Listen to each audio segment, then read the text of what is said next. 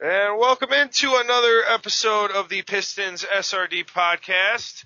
I'm your host, Mike Papchak. You can follow me on Twitter at PapchakM, at PAPCIAKM. Sorry, I just got to give myself that shameless plug here.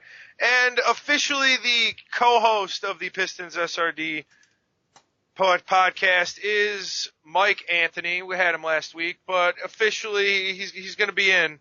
We were playing musical chairs with the host for a little while, but he's here to stay whether we like it or not. So it's official. I don't know if you are, but I'm definitely happy to be here. I don't know if you're happy to have me, but I'm definitely happy to be here. So we'll see. You know, it's give and take. We'll see how much we can handle of each other. You know, we'll see. I feel like we bring out some of the better things in each other. And some of the worst, but, you know, I agree to disagree. It is what it is. And I think there's something that maybe you and I can totally 100% agree on, and that's we probably were talking this team up a little too much last podcast. And I kind of wanted to come out right out in the start and say I apologize. I was attempting to be positive. You know, I've really tried to give SVG a good long leash. They've had a rash of injuries, and I was trying to stay positive. They had the depth at point guard, and I thought maybe without Reggie they'd be able to coast. And I kind of maybe bought into the hype a little bit of maybe Reggie's not all that great of a starting point guard. Well, guys, he's definitely the best we got. He's the best we got, but the best we got isn't good enough. Well, I mean, regardless of if it's good enough or not, would the Pistons have, since the last time we recorded, the Pistons have gone 1-5, my friend. Yeah. 1-5. And I believe you expected a 4-1 record over those 5 games that we thought, you know, we did have the Washington Wizards game thrown in there in between recordings. In those 6 games, we're talking about since they beat the Houston Rockets. Maybe that fueled a bit of our optimism, beating a team like the Houston Rockets. But we got a loss to the Pelicans. They beat the Brooklyn Nets soundly on the road, and then they lose to the Bulls, the Hornets, the Raptors, and the Wizards. And I mean, my thing with those losses are okay. I can understand losing to the Raptors, and I can even understand losing to the Wizards.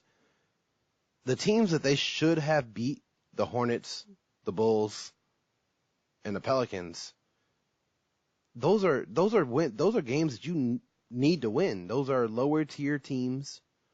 I mean, I give the Pelicans credit because they have 2 stars in Anthony Davis and Boogie Cousins, but they can't seem to figure out what they want to do. There's talk about Boogie Cousins getting traded or whatever. We can get into the trade talk later, but those are games that they need to win. I'm sorry. I'm not going to apologize for being optimistic. I'm going to be straight up brutally honest. I expected them to go 5-1 over those 5 games, 5-2 if you want, or 4-1 over those 5 games, 4-2 if you want to throw in the Wizards games. But those losses are unforgivable. They absolutely are, and I mean maybe not even unforgivable.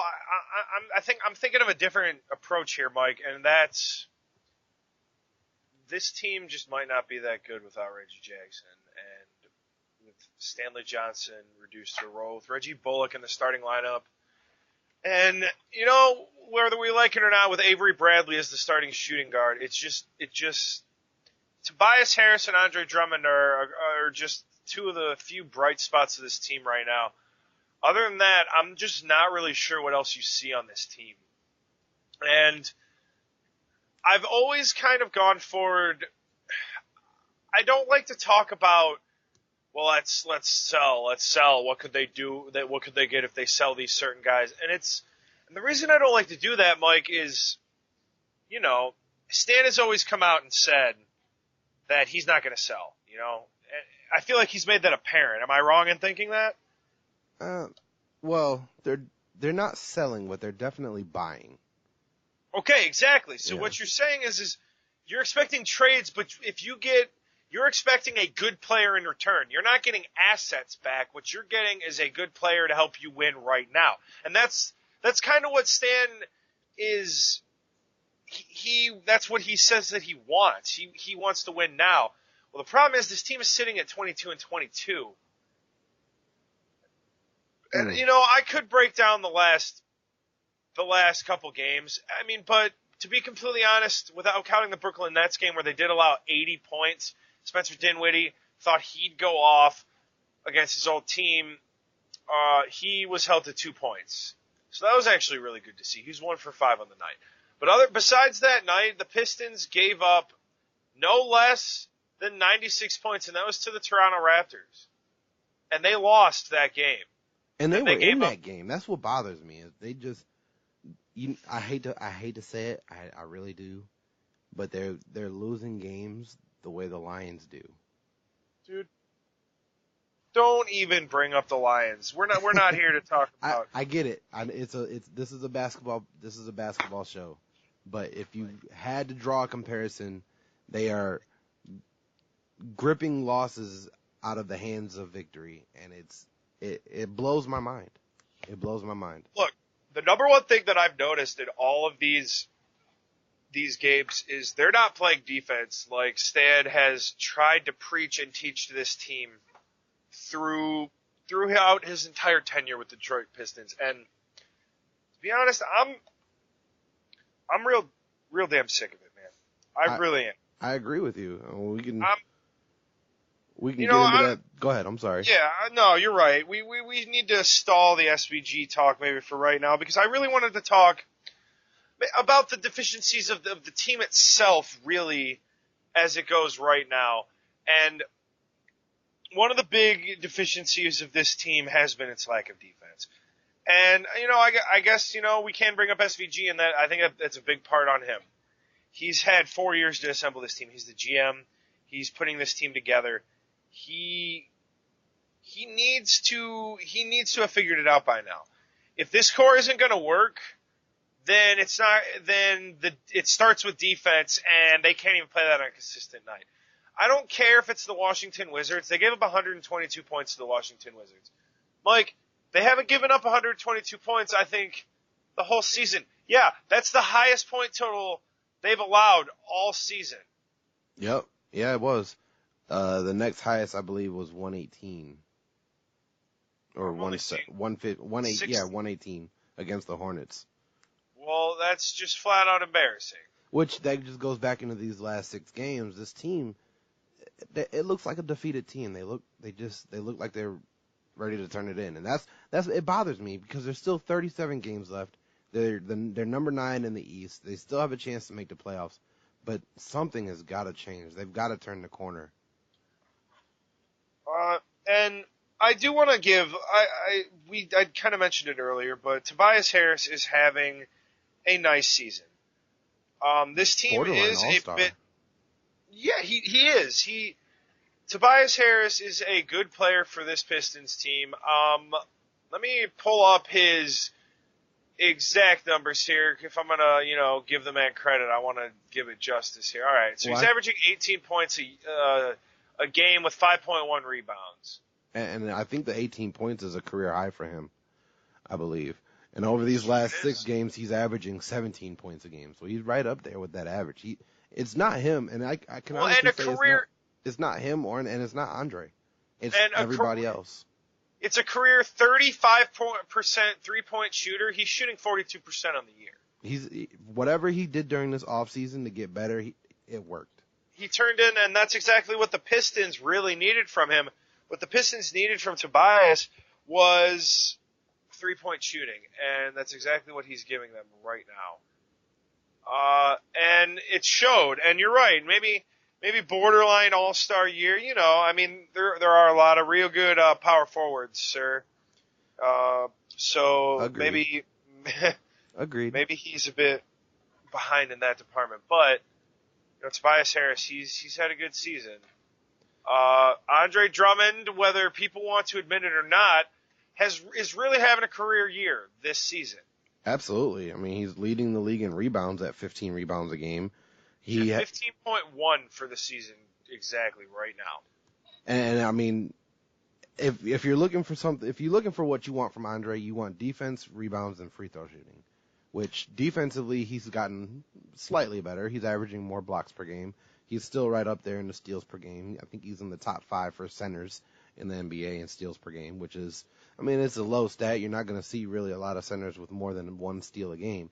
But for Andre Drummond, who averages, I think it's 1.3 steals a game. 1.6, sir. Okay. Oh, I'm sorry. I was off a little bit. 3.9 assists per game. For a guy that's never averaged more than 1.1, he's at 3.9 assists per game. And that's something you've seen a lot more this year from the Pistons, is that they're running their offense through Andre Drummond.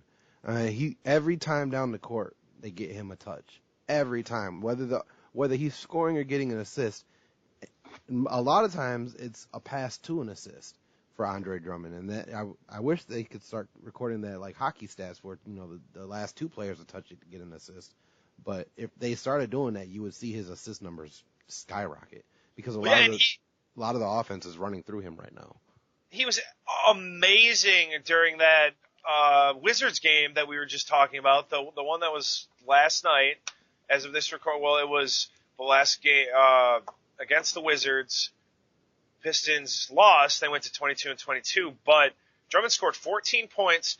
He had 2 steals, 2 blocks, 21 rebounds, and 8 assists. The man almost had his first career triple-double, and that was something that I really wish I had got the chance to see that. But the 8 assists is something, for a center to have 8 assists in a game is, I mean, he had more assists than the point guards on the team. Ish Smith had 7. Ish Smith had 7. Langston Galloway didn't have any. No, he had 1. He had 1. Oh, yeah, he did have 1. Dwight Bikes had 1 as well. So, I mean, he only had 1 less assist than all of the point guards who played in that game. And Andre Drummond is just, he's worth the money, in my opinion. Again, maybe that's an unpopular opinion, but I really like what Andre Drummond's been able to do this season. He went 6 for 8 from free throws. Excuse me, man. A lot harder to say than you think, man. Until you really try. For the year, he's shooting 63% on his free throws, which is up drastically 23% from his career average. Drastically better. Amazing. And you can only expect him to get better. And it's actually a really good sign. He's attempting more than any other year in his career, except for 2 seasons ago, an all-star year where he shot 35%. And that's when they started the Hackett Drummond, I believe it was 2 years ago. Yep. So, I mean, that was people's biggest issue with Andre Drummond, is the fact that he couldn't play in games because he couldn't shoot free throws. He couldn't play late in games, especially in close games, because he couldn't shoot free throws. But I'm sorry to cut you off, but I guess what I wanted to kind of build up to is, you're right, but it just doesn't seem like the NBA is really at a point where you can build around a center. Do you think that they'd be able to build around a guy like Andre Drummond in an NBA that just seems to be built kind of around the star-studded shooters and wing players the athletic scorers? It's a point guard league. I mean, let's say how it is. I mean, I don't know about that. You think about, look at all the best players in the league are power forwards, man. Are small power forwards and power forwards. I mean, yeah, you got Steph, but I mean, I think the best players in the league right now are Kevin Durant and LeBron James, and those are 2 power forwards, man. Well, Tobias Kevin Durant's Harris, a small forward, but he's built like a power forward, but he's a small forward. He plays a small forward. Well, but he plays the power forward. That's also because the Golden State Warriors are kind of deficient on the size department. That's true. But other than those 2, the rest of the better players in the league are guards. You think you got Steph, you've got Kyrie, you've got Isaiah Thomas, you've got Kemba Walker, Thomas is not really DeMar DeRozan. To be in there. DeMar DeRozan, you've got James Harden and Chris Paul. So it's a guard league now. It's small ball, shoot the 3 ball, fast up and down the court.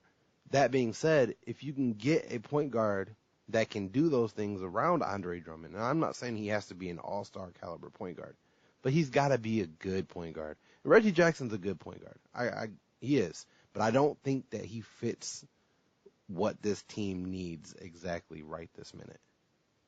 Well, I mean, they'd be playing better basketball if he was playing right now. Oh, absolutely.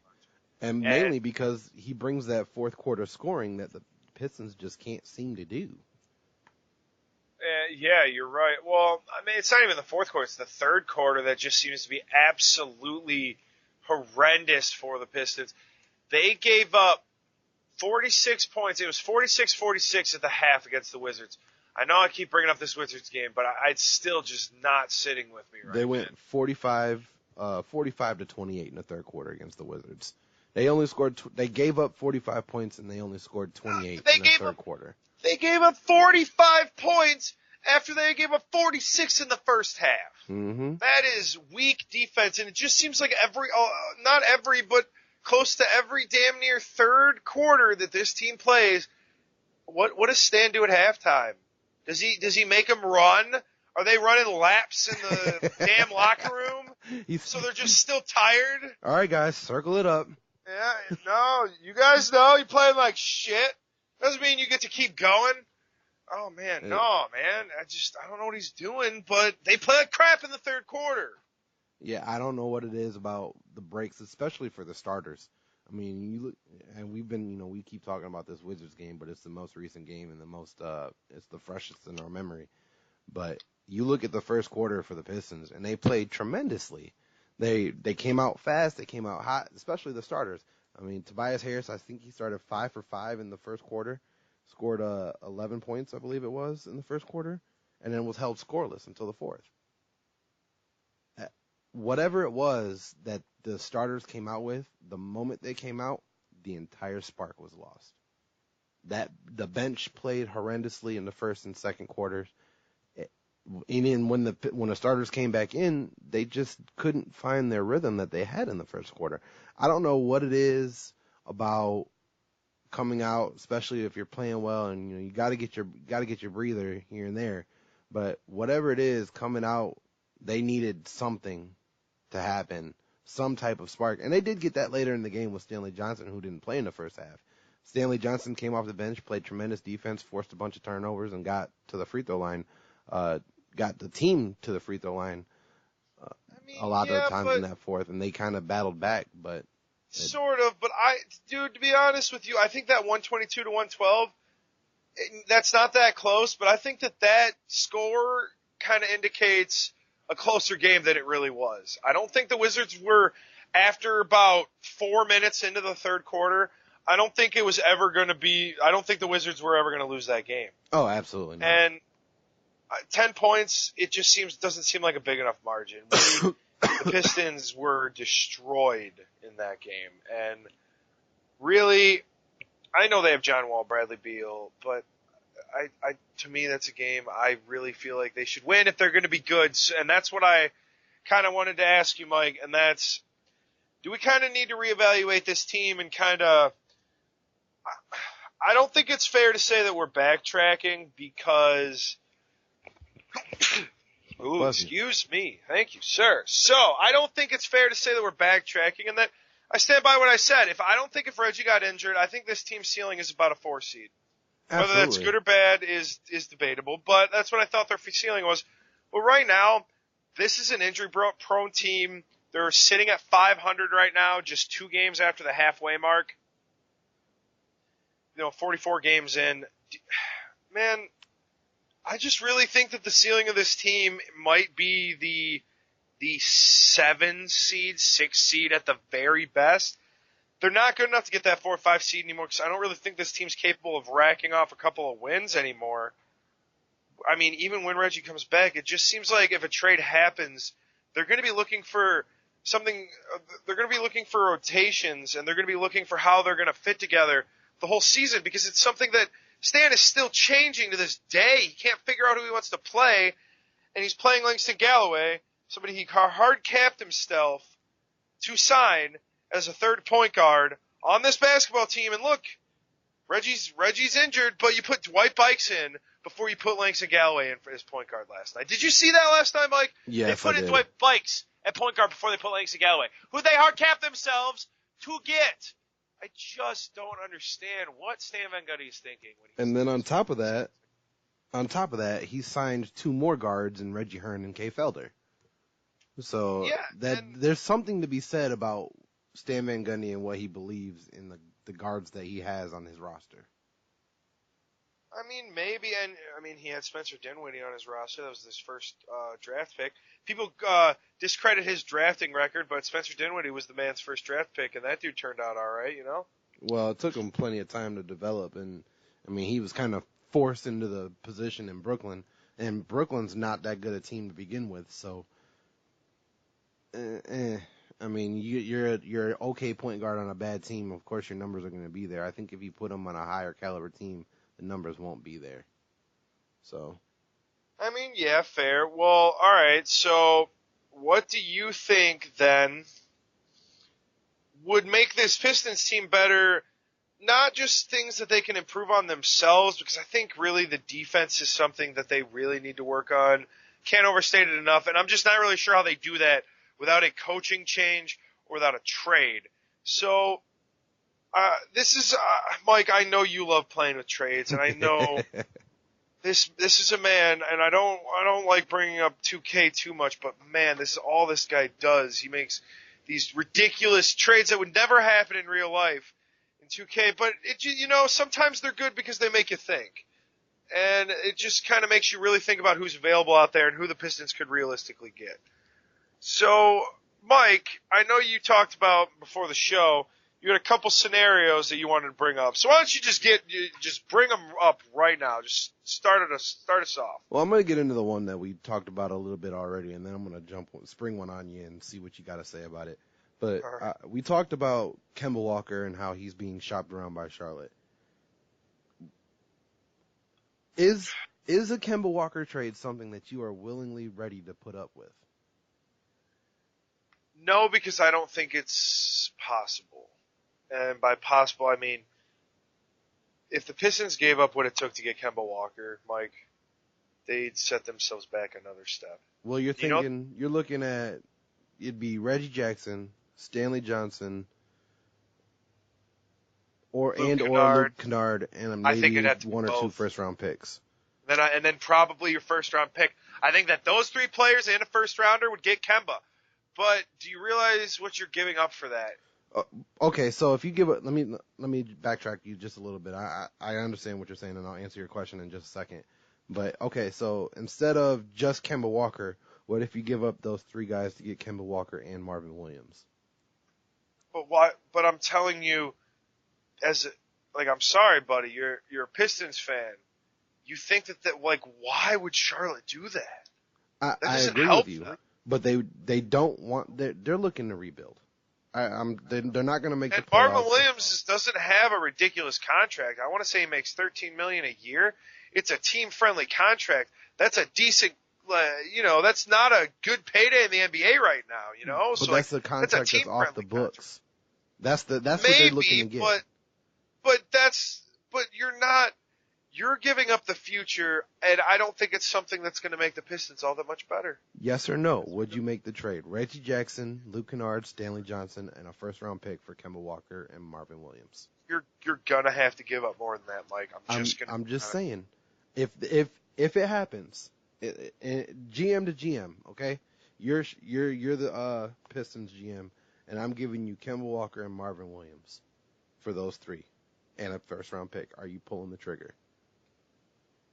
Yeah, but again, Mike, that trade is just, you're crazy, man. That's just, why would the Hornets do that? Like I said, they're just looking to unload right now. They're looking to rebuild. They're looking to unload, but exactly, it doesn't mean that you need to give up your assets. They know what they have in Kemba Walker. He's an all-star this year for a reason, man. Okay, so they know exactly what they have, and when. Okay, if Reggie's not well thought of here, do you think people like him in other places? Lately, he's been an injury-prone guard that doesn't ever really seem to play at 100%. Stanley Johnson is a disgraced former first pick, and Luke Kennard is looking like the maybe 20th best player in the draft where he was taken 12th. Do you see the problem with all of that? Yeah, I agree with you. Do you see the issue with that? And then the first-round pick that they'd be giving up, if you think they would make them that much better, it would be a mid-level first-round pick. So it wouldn't be something that you're going to get a franchise-altering player with. So you have to think about what the Hornets are really getting in return. And I just think that you're not giving the GM enough credit in what he'd be able to do, and I just don't think Stan would do that. I don't think Stan would make a dumb trade. If he could do the trade that you just proposed, then hell yeah, I'd probably do it. Okay, Marvin Williams is a solid player, but the thing is, Kemba Walker and Marvin Williams are solid players. I'm just not really sure Kemba Walker's the superstar we're really looking for. Okay, so take Marvin Williams out and throw in Nicholas Batum, who's got a ridiculous contract. Nope. No? Nope. Okay. $24 million the next 4 years, Mike. Yeah, I agree with you. I wouldn't pull the trigger on that either. Not gonna happen. But see, this is where I feel like it doesn't get brought up enough, and maybe it's because I'll admit that I don't have sources. I'm not talking to anybody in the Pistons organization, Mike.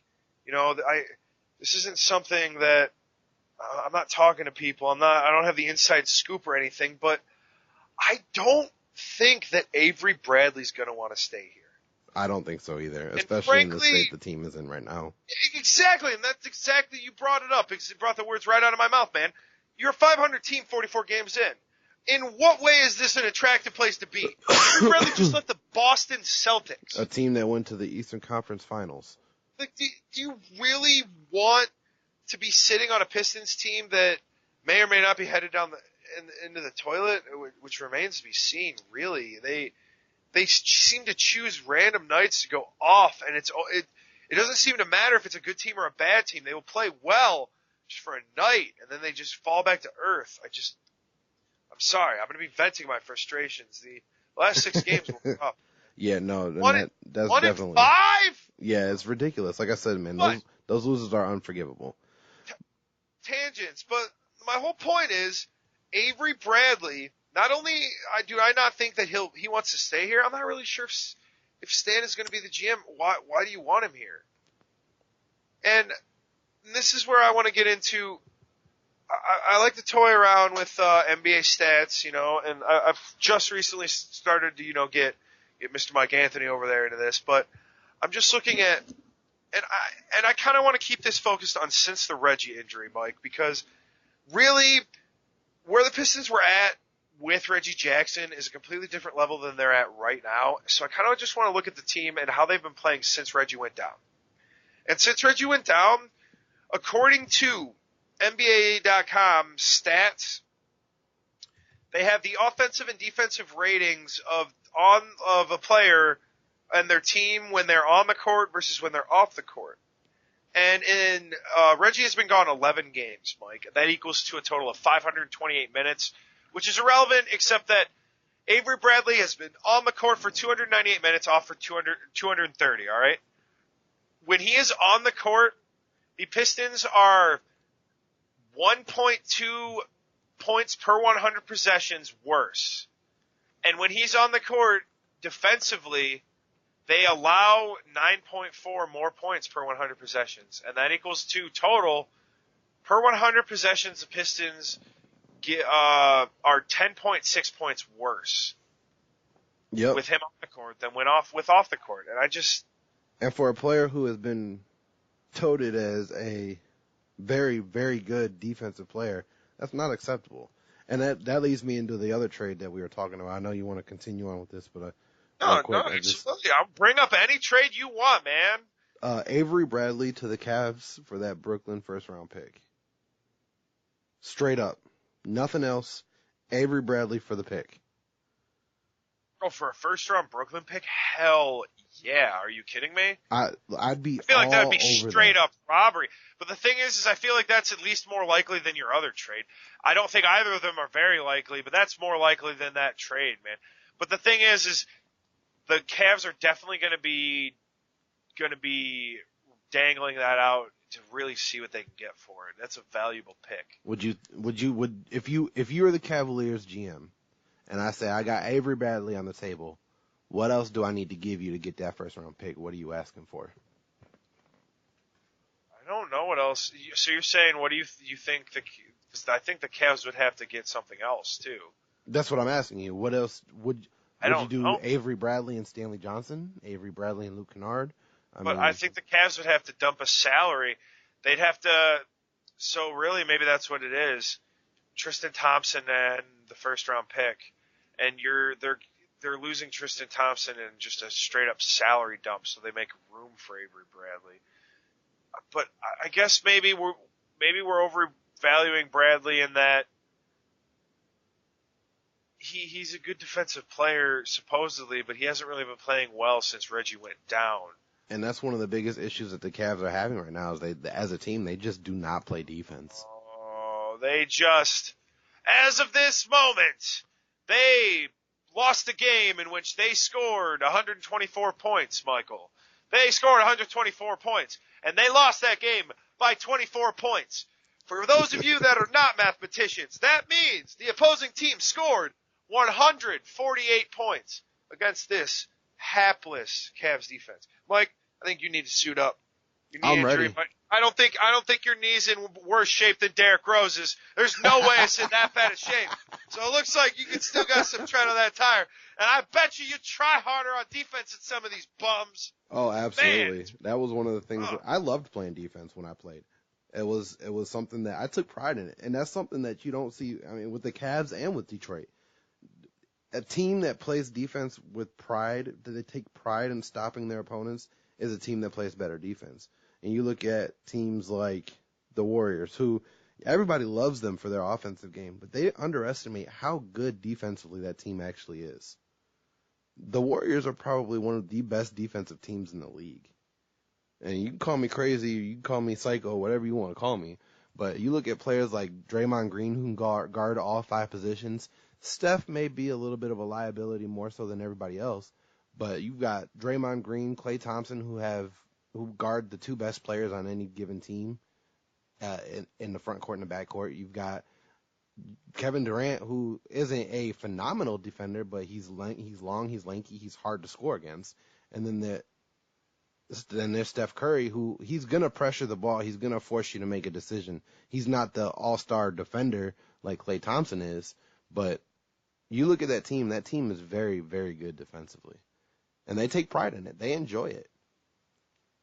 Well, sure, they do, but I'm not really sure how well they can play defense against the arguably one of the best offensive teams I've ever seen, and that's the Houston Rockets with a healthy James Harden. Well, we're going to be able to watch that game.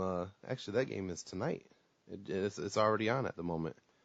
That game is on right now, Rockets and Warriors. So,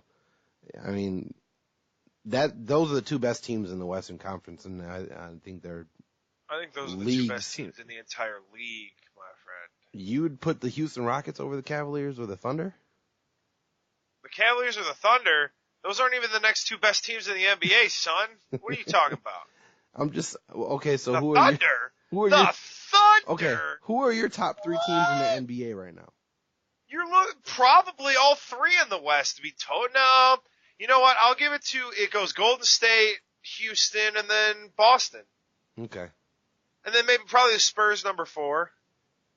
Yeah, the Spurs have been. I don't understand how they continue to. And it goes into coaching, I'm sure, but for as old as that team is, whatever Greg Popovich is doing, whether he's found the fountain of youth or whatever it is he's given to those veterans to keep them around for so long and keep them playing at such a high level, I got to give him credit for that. Oh, but he's a Hall of Fame coach. He's a good coach. That might be the difference that maybe we are lacking here in Detroit. And I don't know, Mike. I used to defend Stan Van Gundy a lot. I really liked him. I really liked the hire, actually. I really don't want to hold back. I love the hire. Thought it was awesome. I was like, oh man, he had Dwight Howard. He got them to the finals. So why can't he make Andre Drummond into what Dwight Howard was, made the finals? I feel like I'm not alone in saying that. That may have even been overstated. I agreed with you. I agree with you 100%. I was very excited about the hire. When I think about it right now, looking back at the last 4 years that he's had the team, I think that as a GM, he's afraid to pull the trigger because he's also the coach. No, I don't think he's afraid to pull the trigger. I think that he chose a couple players to build his team around, and you know what? It looks like it failed. Yep. Okay, I can give you that. I think it's almost that simple, Mike. I can give you that. Really, like seriously, man. Like it's that simple in that is Andre Drummond, Tobias Harris, and Reggie Jackson a big three? Absolutely not. Absolutely not. I mean, you're gonna need. Yeah, no, absolutely not. And a big three is you really need 3 potential all-stars for it to be considered a big three. And I mean, you might have 1.5. Yeah, if Tobias Harris had a little bit better numbers, I think that he could have been a reserve in the All-Star game as well. And I mean, he's not that far off. But that being said, no, absolutely not. They are not a big three.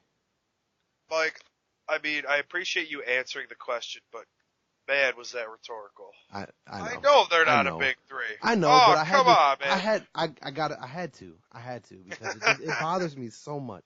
It does. It really does. And especially because, and we can continue on with this later because I know that's something you wanted to talk about, but about Stan Van Gundy trying to rebuild that 04 chemistry team. That's just not there. No, what do you mean? Like, yeah, so why don't you get into that?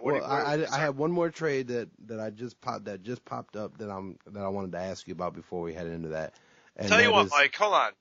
This is how we'll do it the rest of the show. If you get another trade comes across your desk, I know you get littered with news all day, every day, but if you just happen to see another trade rumor flutter across your desk, why don't you just bring it up the rest of the show? I'll grant you that.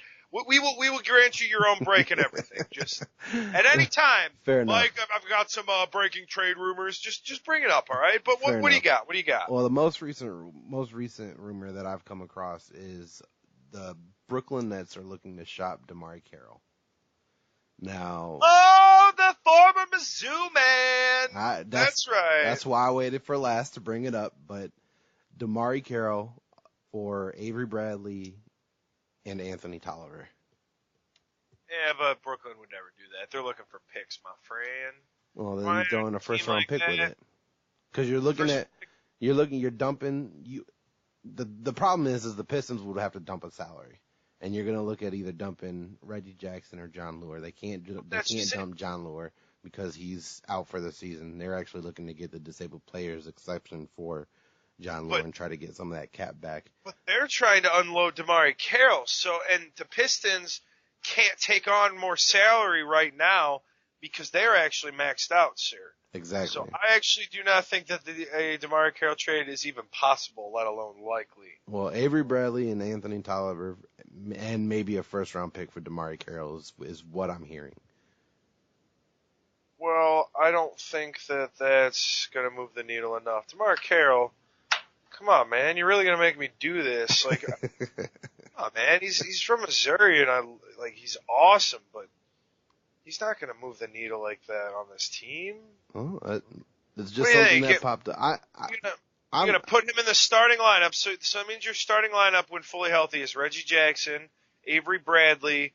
No, wait, Reggie Jackson, Luke Kennard, DeMarre Carroll, Tobias Harris, and Andre Drummond, with your first man coming off the bench being Reggie Bullock.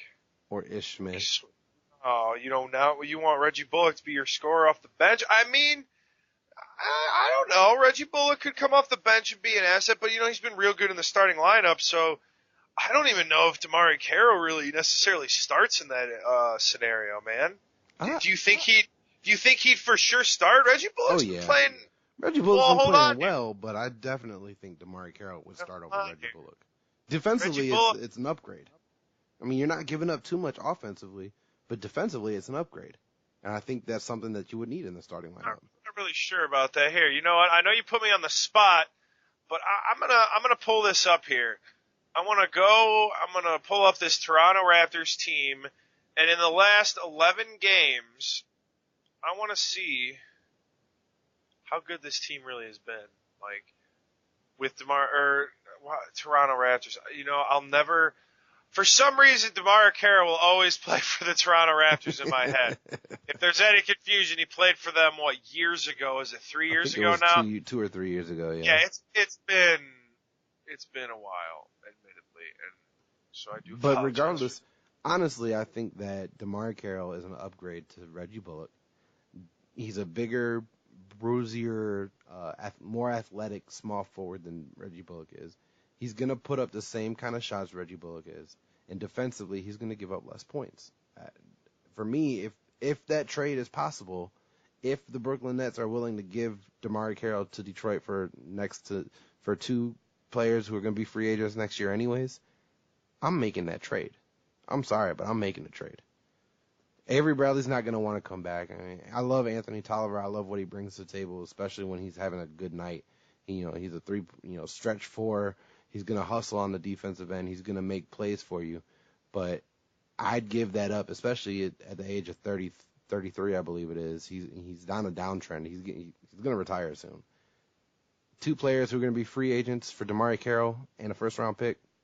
Well, I'm sorry, 2 players who are going to be free agents and a first-round pick for DeMar Carroll. I'm making that trade. Oh, it really looks like we screwed up here, Michael. It looks like the Pistons cannot trade Avery Bradley. Uh-oh. Why is that? Oh, they can't trade him to the Boston Celtics. Excuse me. I apologize for that, but I'm putting this into the old trade machine just to see if this stacks out, sir. Okay. So I want to make sure that things are 100% crisp here. So it's what? Avery Bradley and Anthony Tolliver? I mean, the trade is successful, and Hollinger's analysis gives the Pistons an extra win. But the thing is I guess DeMar Carroll, that sheds. I mean, Mike, you're right. Sometimes I feel like I just disagree with everything that you say. Sometimes just to do it. And maybe I need to give you a little bit of credit in that you just gave up 2 expiring deals, but DeMar Carroll makes $14.8 million a year. The Pistons are already and that keeps the Pistons $2 million over the cap line. So they're taking on $2.87 million more salary for DeMar Carroll. Does he move the needle? I mean, maybe a little bit, but if that was the Pistons' only trade, I think I might be a little disappointed. And that's because of, honestly, Mike, their head coach. Regardless of the trade that he makes, and this is where I feel like I might differ than a lot of other people, but Stan Van Gundy, I kind of like what he's done as a GM. Maybe if he gets a little bit more time to focus on the draft, he might have a better track record. I don't really like to bring up the Donovan Mitchell thing, and this is why, Mike. Mike, we could have had Donovan Mitchell, yes, but guess what? We don't have him, and it's so old and so easy to say you could have had him. That's easy. That's easy mode. That's like saying cruising. The Lions could have had OBJ. So I mean, see, exactly. Yeah, coulda, shoulda, woulda, blah. I think that's the one of the laziest thing you can do. And a lot of local people in this town, that's all they do. That's all they bring up, and it drives me insane. Honestly, Mike. So I don't want to bring something like that up. Who the Pistons could have had. I want to talk about where they're at with SVG as the coach, and that's where they're at, and they have Luke Kennard and Stanley Johnson. That's who they have right now. If Stan Van Gundy can flip Stanley Johnson into an asset, I feel like it'd be a damn miracle. Would you get a player or would you get a pick? For Stanley, anything. It doesn't matter. If I can get value for him, I feel like that's a win. Because, even though he does play some defense off the bench, he is an offensive train wreck right now. And I feel like Stan Van Gundy just can't get through to this kid. It's just been too long. My question is, and I said it last show, and I've been trying to rack my brain over these last 6 games. Where the hell does Henry Ellenson fit into this team? Yeah, where does he? Why did he signs Anthony Tolliver to play another year in front of him? Take literally every minute that he could have possibly taken. Well, I mean, he was a number 9 pick. Was he not number 9 or number 12? I can't remember for sure, but he was a top 15 pick. And he was considered a steal at the time. I remember he was considered a hard worker. He was young, but he was going to build into his frame. And let's slow the boat in that he is only 21 years old. But he's not playing that much, dude. And I mean, he's been down in the G League a couple times during the season, and I know he played down there a lot last year too. I don't see where he fits. I mean, he's supposed to be this prolific type scorer in the post and be able to stretch and shoot the mid to long range shot. But from what I've seen of his play, him being moved up and down between the Pistons roster and the G League, for the pick that we used for him, I just don't understand where he fits in. And you put that 100% on Stan Van Gundy. Absolutely. That's why I'm asking is, if you're Stan Van Gundy, did you make that pick because it was a safe pick, or did you make that pick because you truly believe that this player can develop into a starting caliber power forward in the NBA? I don't even think he's not even using him as a role player, man. That's the problem that I'm having. You Yeah. used a And top 15 pick on a player that hasn't played in 2 years. In the past 11 games, Henry Ellenson has played 20 minutes, sir. 20 minutes. I mean, I'm not saying he's a bad player. Don't get me wrong, because that's not what I'm saying. That's not what I'm saying either. All I'm saying is Stan's not using him, and it's a player. You're right. He took him in the first round. That can't happen. Early in the first round, that's the biggest thing for me. It was not even a late first round pick. Nope. We haven't seen this kid play at all, so that's a bust. I'm not saying he's a bust. I'm saying that Stan wasted a pick. As of right now, it's an absolute waste of a pick. Absolutely. And it's great that Reggie Bullock is saving his ass right now, because without Reggie Bullock developing within that trade with the Clippers, I don't know, man. It makes he's making Stan Van Gundy look good, and that's why I kind of wanted to say Stan maybe kind of relinquishes his duties as coach, but kind of give him a little bit more time as GM to kind of alter this roster and kind of do something with it, because I feel like as a coach he just can't get through to this team, and I don't like what he's trying to do, Mike. I don't. But if you don't like what he's trying to do as a coach, are you going to like what he's trying to do as a GM? As a GM, I feel like he's always been aggressive on the trade market. He's always kept it very close to the chest. I feel like he always gets value for guys that you don't expect to get that much value from. You have to realize that we got for the Tobias Harris trade, we gave up DJ Augustine and Kyle Singler and a second round pick in that trade. Yeah, he got Tobias Harris for pretty much nothing. Like, he gave up nothing. Yeah. And Tobias Harris has been great. Tobias Harris is a good contract. That's a good trade. The Avery Bradley trade, I mean, I know we've been kind of bad talking it, but it's a decent trade. It was a good trade. Yeah, I mean, you got a starting shooting guard out of it. That and Marcus if Morris. You don't want him, he's gone after this year. I know we had Marcus Morris, I think, for another 2 years. I believe it was. Yeah, but that's only $5 million a year, and that's a great contract. Oh yeah, he absolutely. Gush about how much I loved his contract. And he Aaron went to Baines, Kansas. who I thought made a solid impact as a backup center on this team, but then we ended up getting Boban for absolutely nothing too. Well, we signed him. We're paying Boban to play 64 minutes in the last 11 games, man. Paying him $7 million a year to be the third center, you know? Yeah, that's true. That's another SVG issue. Why did you sign Langston Galloway? And I brought that up earlier, but why did you sign Langston Galloway to hard cap this team? That was the last player you could sign as a third point guard, and you're not even using him in the first place, first of all. Not only that, when he does play, he doesn't play all that well. He takes questionable shots. I'm not really sure he has any trade value, Mike. So, no, not at all. What are you going to do with Langston Galloway? What are you going to do with Boban? Boban played 64 minutes in the 11 games ever since Reggie's been out. Honestly, I think Boban could be a trade piece if given to the right team. But what are you going to get for him? A second rounder? Is that what he's worth? Probably not much more than that, Mike. No, I think you would have to throw him in on a trade with somebody else. So, exactly. If you're going to trade Avery Bradley, I think you could put Boban in on that trade and get a little bit more value for what you're looking at. Still young, so, I mean, you got that. But, I mean, this roster just – it's like if all of these players were better, then they'd be good.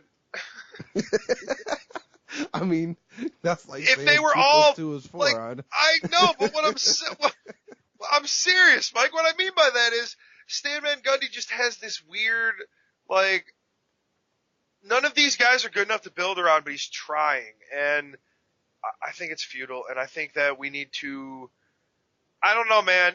Where they're headed right now, 7-8 seed's not good enough. It's not. Absolutely. And Yeah. I let Stan go at the end of the year if that's not good enough. And When is his there's a contract up?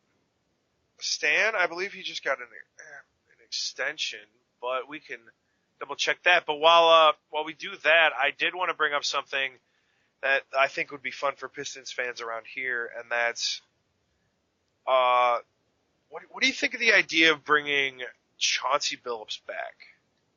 I would love to. I think that bringing Chauncey Billups in, he's an NBA And I champion. mean coach.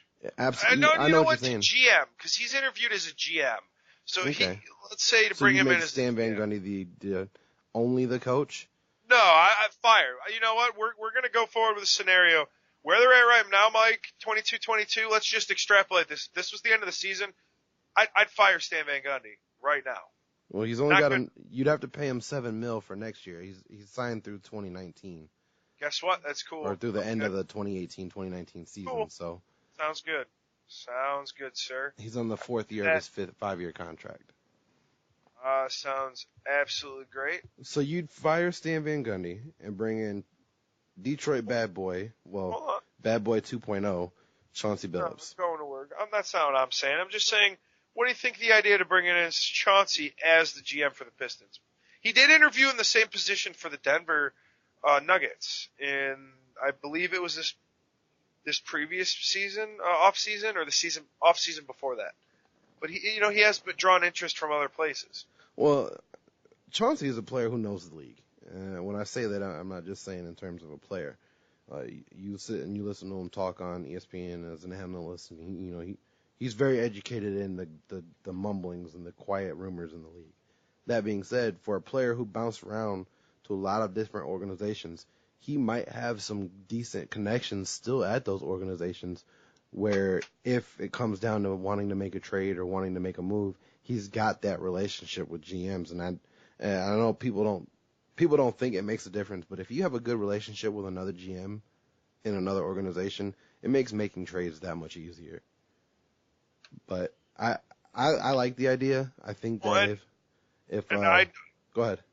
Oh, I just wanted to say, I mean, I pretty much don't really have much to add except that Chauncey knows the game, man. He knows the game of basketball. He's a smart player. He was a high IQ player. Absolutely, So, yeah. I just remember the year after they traded him to Denver, or the year they traded him to Denver, I got a chance to go to the Pistons game because I really wanted to see him play. You got to see Allen Iverson. I really wanted to see Chauncey Billups play, and I had mustered up the courage to go to a Pistons game because they were absolutely abysmal at the time. And the Pistons were up. They were winning. Chauncey gets into the game, gets a standing ovation, immediately drains a deep three-pointer. And then comes back down and hits another one. Gets the defensive stop and hits another one. I mean, the moment he came into the game, he hit 3 straight threes. And I was like, oh, God, that was so nice to see.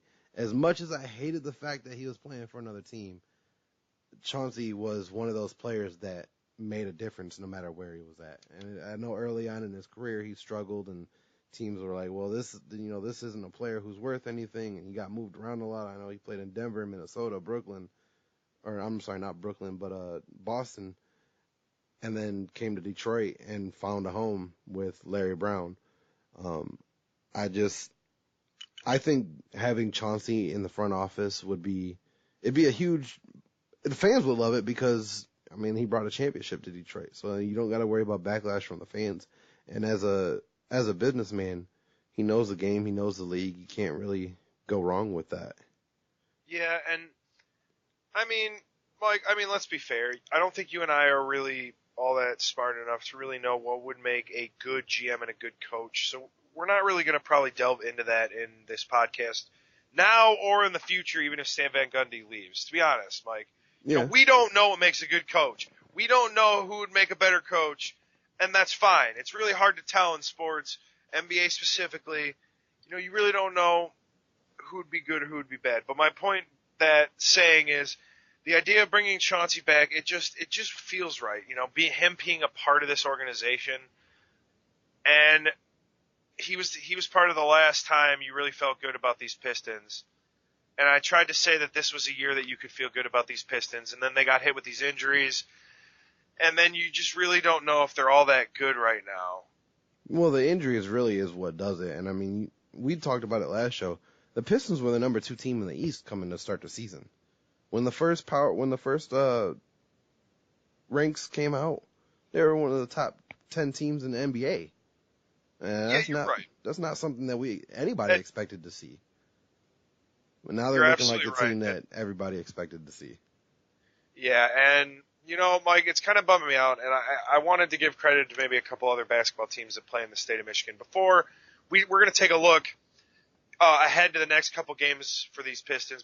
Before we do that, we do have 2 local college basketball teams that are pretty good. Oh, and I know. Well, let's slow down. Yeah, who won between these 2 teams, Mike? Oh God. And it was on national television too. That's the worst part about it. Michigan and Michigan State, of course, is what we're talking about. We do want to do a little bit on college basketball, and that's because no other reason, Mike, and that I love college basketball. Absolutely, and dude. You know what? This is our podcast, so we're going to talk some college basketball, right? It's so much more competitive than NBA, and I get it. They're not getting paid, especially this year, man. Oh yeah. They're not getting the players aren't getting paid. You know, they can't. You know, if they don't like the team they're on, they can't really get traded. I mean, these players play, and they play hard every game, from what it seems like. Yeah, and well, I don't know about that because your Spartans didn't really seem like they showed up for that Michigan game, my friend. You can take that and shove it somewhere. And I don't really want to get into like a game by game basis of the Michigan and Michigan State season, Mike.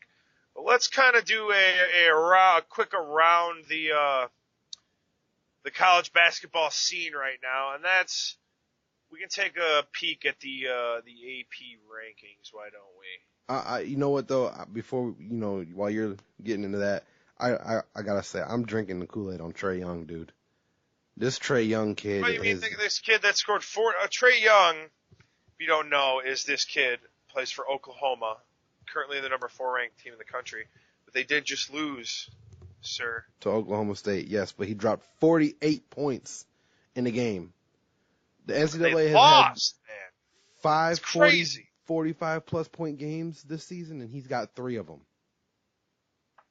Absolutely. And they're currently the number 4 team in the country. They just lost their 3rd game of the season. You've got Duke, who always is sitting pretty, number 5, 15-2. Villanova, Virginia, and Purdue all sitting 1, 2, 3. I want to kind of stick to the Big Ten, and that Purdue is the number 1 ranked team in the Big Ten, with Michigan State number 2 at number 9 in the AP poll, sitting at 16-3. Mike, well, 17 after yesterday's win. All right, fair enough. Just got to throw that in there. How about Michigan and Ohio State getting in there too, 22 and 23? And it's kind of cool, Mike. I don't know. I know. Look, I'm a Michigan fan. I'm not ashamed to admit it. I'm in fact delighted to admit it after that fantastic Michigan drubbing of Michigan State this past weekend. But I know you're supposed to hate Michigan State. I know you're supposed to hate Ohio State. But part of me just thinks it's really cool that, really 3 of the 4 best teams in the Big Ten, Mike, are – I mean, look, Purdue might be the best team. I don't know if they're better than Michigan State, but they could be. But not counting Purdue, the best teams in the Big Ten are Michigan, Michigan State, and Ohio State. It means all of these rivalry games really matter. Mm-hmm. And especially this Michigan State game. Not only did this game matter because it's a rivalry, but it mattered because these 2 teams are going to be competing for a Big Ten title, and they're going to be competing, they're going to need these wins to get a better seed for the NCAA tournament, man. And I know people try to say that the regular season games don't matter, but they do. They really do. Win. That's a big win for Michigan, and I feel like that's an interesting loss for Michigan State in that Miles Bridges has got to show up, man.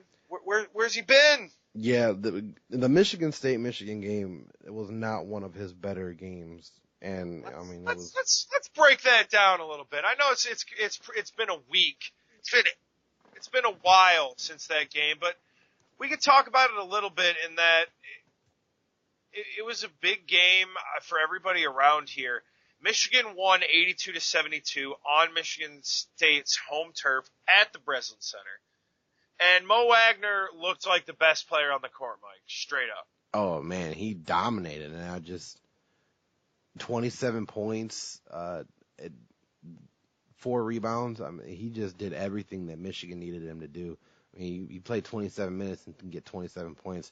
That's pretty solid usage for his minutes there. Got to give him credit for that.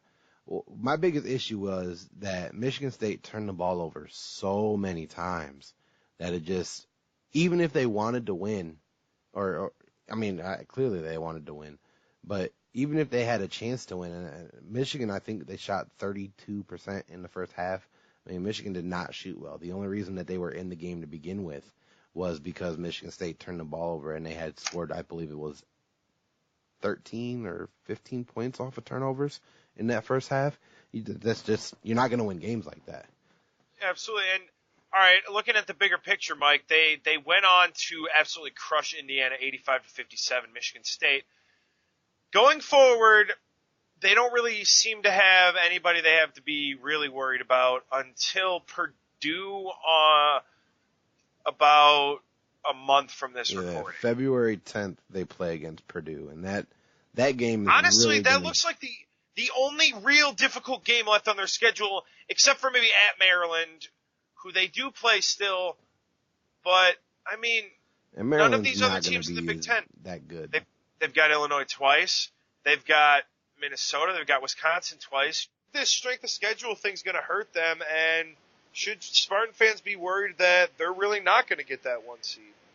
The Big Ten just isn't daunting as it once was. It used to be a real top-to-bottom league. Is there really a team outside the top 4 teams? And you know, maybe I'm giving Michigan a little too much credit.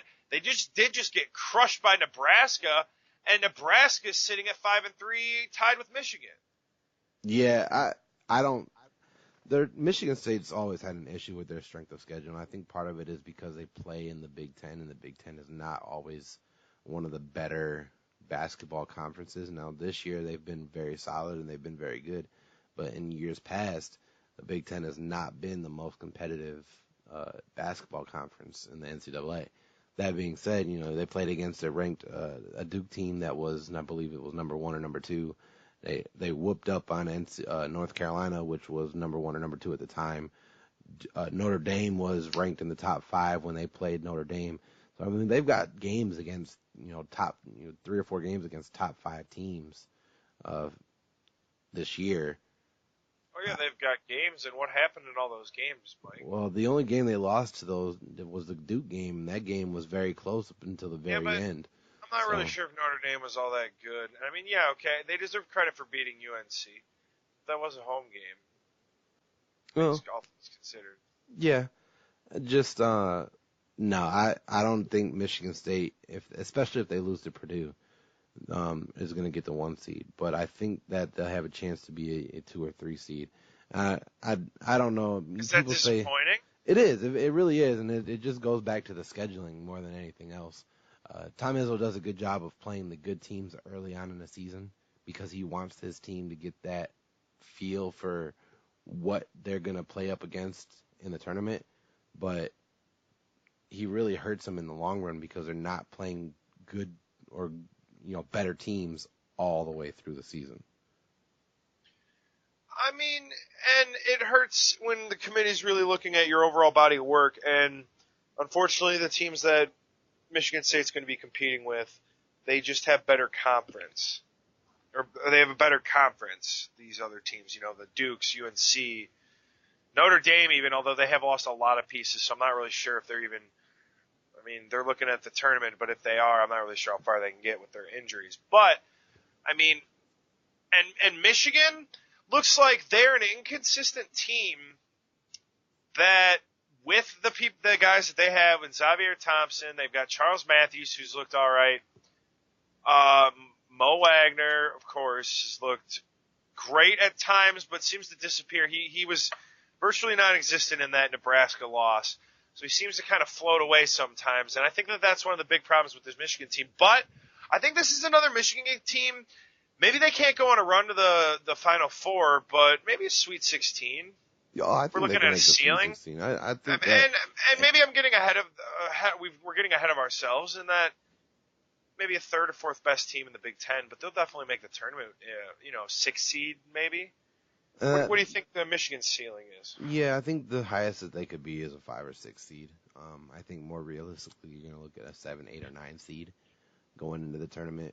But it all depends on the rest of their schedule and how they play for the rest of their schedule. And it doesn't look like they really have anybody too daunting on the rest of their schedule. They play Northwestern twice. They've got Rutgers coming up. They do play Purdue, which that'll be a big game for them if they can come out and pull that out. And they do play Ohio State. And then, of course, you have the Big Ten tournament, which also plays a factor in the tournament rankings as well. So, I know this is just going to make me sound like such a slappy, but when it comes to college basketball, I love all the tradition to it, Mike. Seriously. The conference tournaments, I know there's a huge deal about the auto bid process and how bad teams can get elevated by getting hot at the right time. But that is what makes conference tournaments so great. They are fun to watch, and I am already looking forward to them. I love conference play, don't get me wrong. I love every part of college basketball, but the conference tournaments are like the perfect March Madness warm-up to really get you in that tournament mode, and you're like, all right, I want more, and then you get more. Yep. It's great. Yep, and then bracketology comes out, and everybody's filling out their bracket for that perfect bracket just to get it busted later on that day. So you brought up bracketology. Let's bring this bracketology up, sir. What you got for me, sir? All right. Nope, that is the 2017 bracket. Yes, we all know UNC won. Blah. All right. Actually, I believe Twitter might honestly be the easiest way to find this. Joe Lenardi. It's like a household name. Isn't it crazy that a man like Joe Lenardi built his living on being able to predict how a committee thinks? Yeah. Well, we're actually looking. I'm actually looking at it right now. You've got the 1 seeds as Villanova, Purdue, Virginia, and Duke. He's got Michigan as the 7th seed in Nashville against Marquette in the Eastern Regional, and that is Villanova as their 1 seed, North Carolina as their 2 seed. You know what the best part about that is that if Michigan actually does get put right there, I think Michigan could beat North Carolina if Michigan plays the way they did against Michigan State. I think they could beat North Carolina, and I think they could put up a good game against Villanova. But the best part about this bracket, if it started today, Michigan and Michigan State would have a chance to meet up in the national championship. Which would be the ultimate bragging rights in this town. And it's got currently Michigan State a 2 seed in the South Division, which is the last 2 seed, I might add. So he's got them basically as the 8th best team currently. When you look at the other 2 seeds, I think Michigan State might be better than Kansas, but Oklahoma, North Carolina, yeah. Mike, I want you to look just at the matchup right above Kansas. Do you see what the committee has done? Do you see the possible second round matchup that they're trying to set up in that regional? In the Midwest regional for Wichita, they've got Miami is a 7 seed, is what Joe Lenardi has. Miami's a 7 seed, and my Mizzou Tigers is a 10 seed. And that is with Kansas playing Radford in the 2-15 game. So, of course, Missouri and Kansas are going to play that close together. If Missouri gets a 10 seed and Kansas gets a 2 seed, you bet they are going to try to match them up as soon as possible. TV ratings would be through the roof. That is one of the top 3 best rivalries in college basketball, man. You know what, though? I got to give you guys some credit up there. Out in Detroit in that Midwest bracket, you're going to have a chance to watch Purdue and Clemson, who Clemson has been really good this year as well. Well, can you believe that Purdue is a 1 seed. It's just crazy to think about, man. Well, I think if Michigan State beats Purdue, they're going to vault right back up to a 1 seed. So. Well, sure, but the fact that Purdue's in contention when they lose a guy like Caleb Swanigan, it's just, I don't know. College basketball is just real. It's fun, and that's what I like about it. The Big Ten is sort of wide open, with Purdue looking like maybe the favorite besides Michigan State. But, I mean, we're going to talk more about college basketball going forward, and maybe bring up some better players as we get closer to the tournament. But Mike, let's shift gears right back to the Pistons before we wrap things up on Pistons SRD. And I wanted to take a look at a couple of the next games as the Pistons have coming up. All right. And they are playing a lot of home games coming up, and that's, I think, vital to all the fact that they do have all these injuries. But they have 2 road games until the All-Star break. They play their last game on February 14th. But coming up in the next week or so, you've got home against the Brooklyn Nets, the Utah Jazz, the Oklahoma City Thunder, who the Pistons have beaten this year. And then a home-and-home with the Cleveland Cavaliers. And that pretty much covers the next week and a half. Yeah, I mean, I think we're going to see a trend that nobody really wants to see. Really, the only win that I've got posted on that stretch is against the Nets, which they blew out last time they played. By 34 points they did. Yep. The Utah Jazz are starting to come in their own, and Donovan Mitchell has been playing out of his mind this season. And that's going to be a big news game. We'll make sure to talk about the Donovan Mitchell debut in Detroit on the next recording. Yes, most definitely. I'm a big fan of the Spider Mitchell. Oh, is that what they call him? Yes, Spider Mitchell. I can't wait to see him. Oh man, do you think he knows? You know, actually, I'm positive he knows. I wanted to bring up this article, and I can't believe that you saying, what was that, Mike? How'd you say that? What's his name? Donovan Spider Mitchell. Yeah, Spider Mitchell. Did you see that on Twitter, the Utah Jazz actually tweeted the Webster's Dictionary to change arachnophobia to a fear of Donovan Mitchell dunking on you? It's an actual tweet. Great. If you get a chance, go look it up. It's hilarious. But yeah, Donovan Mitchell's been playing out of this world, especially for a rookie this season. And I really look forward to watching this young kid develop into the star that the Utah Jazz desperately need, especially after losing or preparing to lose a player like Derek Favors, who has been very good throughout his entire career. I was looking for this article, Mike, for Donovan Mitchell, in that he thought for sure he was going to Detroit. He said, I read that he said he didn't miss a single shot during his workout in Detroit. So he said he didn't think there was any chance he wasn't going to Detroit. He's like, yeah, I'm absolutely going to Detroit. Was his thought process, and he didn't get picked, and he of course went 1 pick later. And I don't want to get into what ifs, but that's going to be an interesting game when the Pistons play the Utah Jazz. And they do play the Oklahoma City Thunder at home, who did just put up 148 points against the Cleveland Cavaliers, who the Pistons play after that. That's a brutal back-to-back. And yeah, it's not hard to travel. What was that, Mike? I hate to say it, but as bad as Cleveland's defense was in that game, Cleveland is still a better defensive team than the Pistons. Better offensive team, too, that's for sure. They got a guy like LeBron James. It's just scary to think. LeBron James, probably the best player on the court against the Pistons. What do you think, Mike? Oh, yeah. No, LeBron's LeBron. I mean, he's an athletic freak. He's not going to be one of those guys who's one-dimensional. He's not going to shoot the three all the time. But he's going to battle you. He's going to bruise you up. He's going to hurt you. And then he's going to sting your pride by throwing down one of them nasty alley-oops from Dwayne Wade. This next stretch is going to be brutal. So you were looking at 1-5, and if that does happen, you're looking at maybe SVG admitting that he was wrong and maybe start selling instead of buying. But I kind of wanted to, in lieu of her 3-point play this week, Mike, I wanted to bring something up, and that is, Stan, what are you waiting for in making a trade for this team. This team is hemorrhaging games right now. They're hemorrhaging games. They are going to lose. Mike, I don't think it's unreasonable to say that they could lose all the next 5 games that they play. Especially the way that they've been playing. Yeah.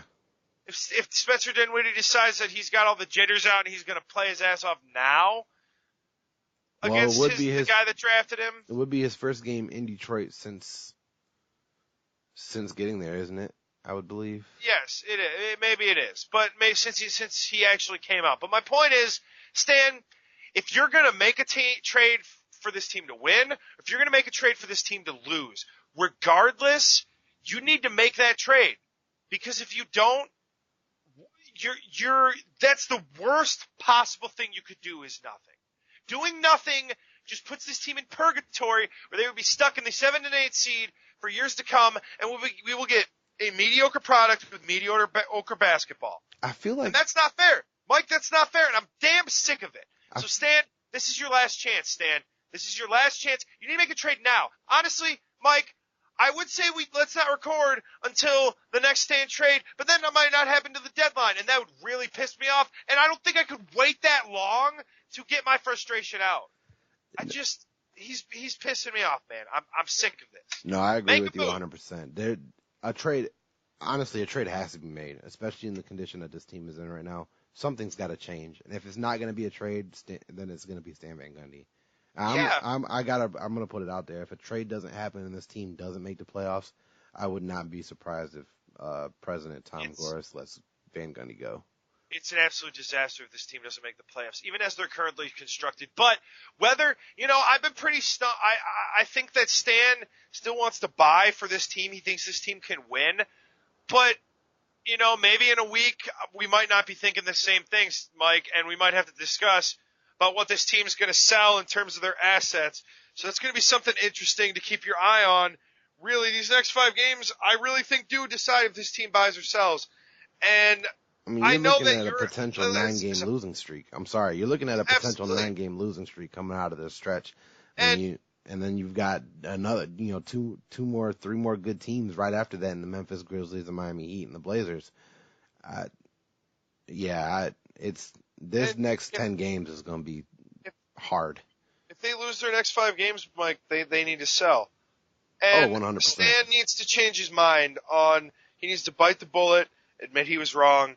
And really, it's crazy, when I started recording the Pistons SRD podcast, I really was a defender of Stan Van Gundy, and he has done himself no favors. He has earned no favors in this town, and really, he needs to come up with some results quick. Next couple weeks, Stan. Time's running out, and Pistons, they should be better by now, Mike. I don't care. I don't have the answers, and maybe that's not fair for me to say, but they should be better by now, Mike. No, I agree with you. I agree with you 100%. This team was supposed to be one of the top 5 teams in the East coming into the season, and they proved that they were when they were healthy, that they are a top 5 team in the East. The problem is that when they're not healthy, they don't have anybody who can come in and fill the gaps, and something needs to change, whether it's player personnel or if it's coaching personnel or GM personnel. Or maybe all of the above. Something's got to change. Or maybe all of the above, man. All right. We are going to wrap things up here on the Pistons SRD podcast. Wherever you found us, we thank you for listening. You can find us on Podbean, Spotify, iTunes, wherever it's convenient for you. Tell your family, tell your friends, tell the dude you met on the bus you saw had a Pistons hat. Thanks for listening.